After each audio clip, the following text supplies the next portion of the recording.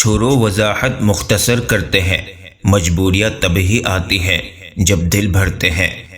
اللہ پر یقین اتنا مضبوط کر لو کہ آج نہیں تو کل، کل نہیں تو پرسوں وہ ان دعاؤں پر کن کہہ دے گا جو ہمیں ناممکن نظر آتی ہے۔ انسان کا سب سے اچھا دوست اس کا ضمیر ہے، جو اچھی بات پر شاباش اور بری بات پر ملامت کرتا ہے۔ اے اللہ، ہمیں مانگنے کا سلیقہ نہیں آتا، پھر بھی ہر روز ہاتھ پھیلائے اس یقین کے ساتھ مانگتے ہیں کہ تیرے سوا ہماری دعاؤں کو سننے والا کوئی نہیں ہے۔ اس دنیا میں اگر آپ کا رشتہ اللہ تعالیٰ سے مضبوط ہے تو کوئی بھی شے آپ کا کچھ نہیں بگاڑ سکتی۔ معیار یہ نہیں کہ آپ کو کتنے لوگ پسند کرتے ہیں، معیار تو یہ ہے کہ آپ کو کس طرح کے لوگ پسند کرتے ہیں۔ راز مزید رازوں کا پردہ ہوتے ہیں۔ اپنا راز اپنے سینے میں رکھنے والا خود بھی چین سے رہتا ہے اور اس کا راز بھی محفوظ رہتا ہے۔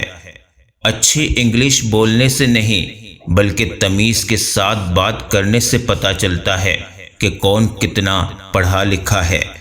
خاموشی اختیار کر لینا دب جانے کی علامت نہیں بلکہ ترجیحات کا فرق ہے۔ ہر بات اور ہر بندہ جواب کا مستحق نہیں ہوتا۔ زندگی کے مقاصد میں اولین مقصد اللہ تعالیٰ کے بنائی گئی حدود میں رہ کر خوشیوں کی تلاش ہونا چاہیے۔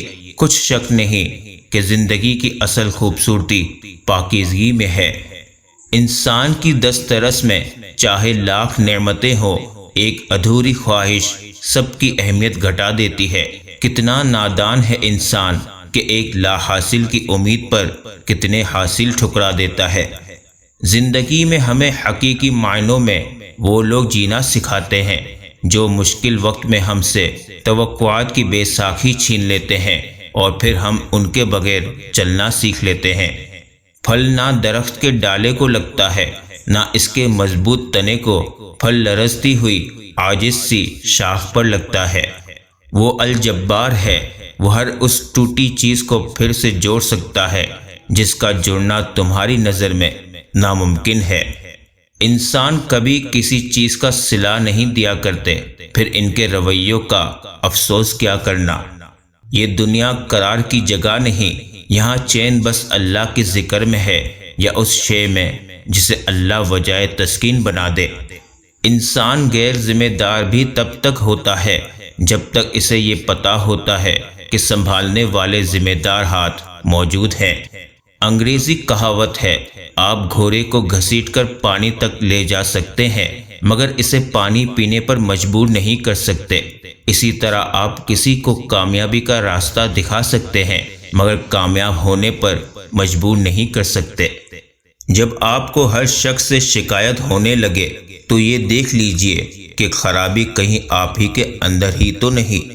انا سب میں ہوتی ہے، جھکنا کوئی بھی پسند نہیں کرتا، مگر اس کے باوجود کوئی اپنی انا کا گھلا گھونٹ کر آپ کے لیے جھک جا رہا ہے تو قدر کرے ایسے رشتوں کی۔ ایک بات ہمیشہ یاد رکھیں، جب انسان انصاف نہیں کرتا تو اللہ خود انصاف کر کے دکھا دیتا ہے، اور وہ بڑا بے نیاز ہے، وہ حق کو حق دلا ہی دیتا ہے، پھر ناحق کو اس کی بڑی قیمت چکانا پڑتی ہے۔ الفاظ چابی کی طرح ہوتے ہیں، اگر آپ انہیں صحیح طریقے سے منتخب کرتے ہیں تو وہ کسی بھی دل کو کھول سکتے ہیں اور کسی کا بھی منہ بند کر سکتے ہیں۔ انسان اتنا کم ظرف ہے، ایک خوشی کو لے کر ہمیشہ ہنس نہیں سکتا، پر ایک غم میں طویل عرصہ تک روتا رہتا ہے۔ لہجے اور الفاظ کی خوبصورتی وہ خصوصیات ہے جو آپ کو اندیکھے انسان کا دیوانہ بنا دیتی ہے۔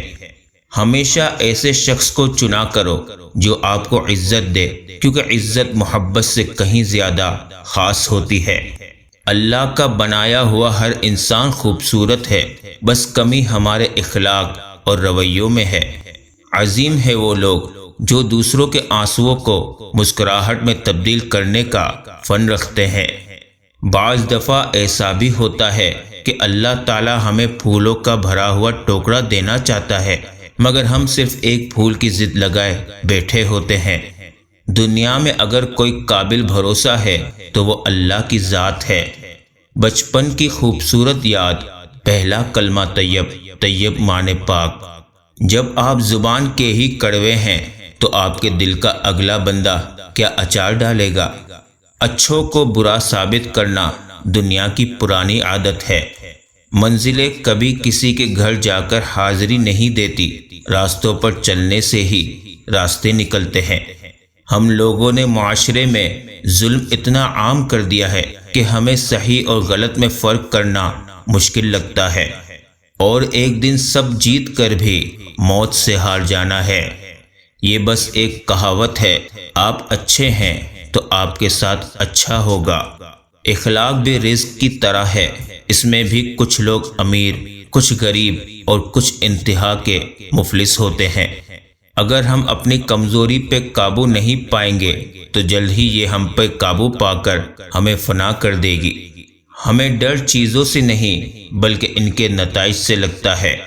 ماں پڑھی لکھی ہو یا نہیں، اولاد کی سچی ہمدرد ہوتی ہے اور ان کے حق میں بہتر فیصلہ ہی کرتی ہے۔ جن کی زندگی میں پیسے اور نام کی اہمیت سب سے بڑھ کر ہو، وہ پھر کردار کی پرواہ نہیں کرتے۔ اچھے انسان کو برا بننے میں اور برے انسان کو اچھا بننے میں وقت ہی کتنا لگتا ہے۔ لوگوں کو تمیز کا لیکچر دینے والے اکثر تمیز کے تے سے بھی ناواقف ہوتے ہیں۔ کسی کی میٹھی باتوں کا ہرگز مطلب یہ نہیں ہوتا کہ آپ اس کے لیے خاص ہیں۔ بعض اوقات کبوتر کو کھلانے کے لیے نہیں بلکہ اس کو پکڑنے کے لیے دانہ ڈالا جاتا ہے۔ ہر لکھی ہوئی بات کو پڑھنے والا سمجھ نہیں سکتا، کیونکہ لکھنے والا احساس لکھتا ہے اور پڑھنے والا الفاظ پڑھتا ہے۔ اگر آپ اپنی برائیوں پر قابو پانا چاہتے ہیں تو سچ بولنا شروع کر دیں۔ تنقید کے لیے علم کا ہونا ضروری ہے، جبکہ نکتہ چینی کے لیے جہالت ہی کافی ہے۔ انسان چاہے جتنی بھی ترقی کر لے اور جتنا خود کو عقل مند کیوں نہ کہہ لے، اگر وہ نماز نہیں پڑھتا تو وہ دنیا کا سب سے بے وقوف ترین انسان ہے۔ اچھائی کے لیے لازم نہیں کہ لوگوں کے ساتھ اچھا کیا جائے، اچھا یہ بھی ہے کہ بس کسی کے ساتھ کچھ برا نہ کیا جائے۔ ہم اگر زبان کی پھیلائی ہوئی مصیبتوں کا جائزہ لیں تو معلوم ہوگا کہ خاموشی میں کتنی راحت ہے۔ توبہ کی مہلت ملنا بھی اللہ کا ایک بہت بڑا احسان ہے۔ وہ تکلیف بھی رحمت ہے جو دل پہ گزرے اور ہمیں احساس دلائے کہ اللہ سے بڑھ کر کوئی ہمارا احساس نہیں کرتا۔ کیا اللہ تعالیٰ اپنے بندے کو کافی نہیں